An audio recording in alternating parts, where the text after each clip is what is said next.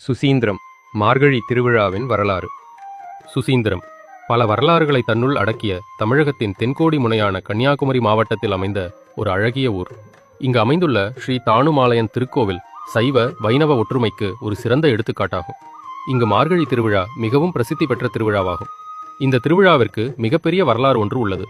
இவ்வூரில் அமைந்த பேரம்பலம் நடராஜருக்கும் நால்வரில் ஒருவரான மாணிக்கவாசகருக்கும் இந்த மார்கழி திருவிழாவுக்கும் பிரிக்க முடியாத வரலாறு ஒன்று உள்ளது.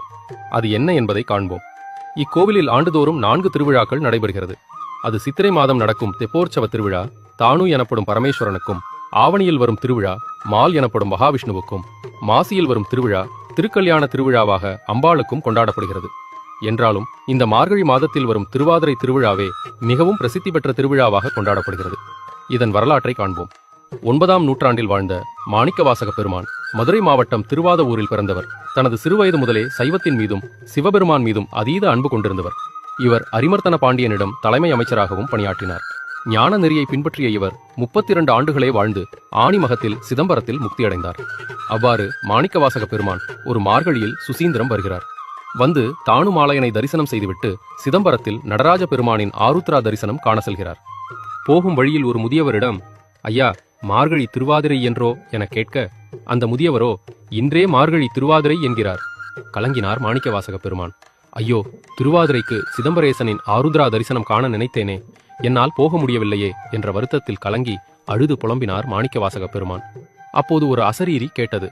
கலங்காதே மாணிக்கவாசகா, நீ எண்ணியது போல் எனது தரிசனத்தை காண்பாய். இவ்வூரின் நிறுத்திக்கு வா என்றது அந்த அசரீரி. மாணிக்கவாசகரும் சுசீந்திரத்தின் நிறுதி மூலையான தென்மேற்கு மூலைக்கு செல்கிறார். அங்கு அன்பே உருவான பரமேஸ்வரன் மாணிக்கவாசகருக்காக சிதம்பரத்தில் ஆடியது போலவே அன்னை சிவகாமியுடன் விண்ணுக்கும் மண்ணுக்குமான தனது ஆனந்த தாண்டவத்தில் மாணிக்கவாசகருக்கு காட்சியளிக்கிறார். மெய் சிலிர்த்து நின்றார் மாணிக்கவாசகர். சிதம்பரத்தையே சிற்றம்பலம் என்று பாடிய பெருமான் தனக்காக இறைவன் காட்சியளித்ததில் மனமுருகி பேரம்பலம் உடைய பெருமானே என்று பாடினார். இந்த தலமே சுசீந்திரத்தில் உள்ள பேரம்பலம் நடராஜர் ஆலயம். சிதம்பரத்திற்கு ஒப்பான ஆலயம் இது.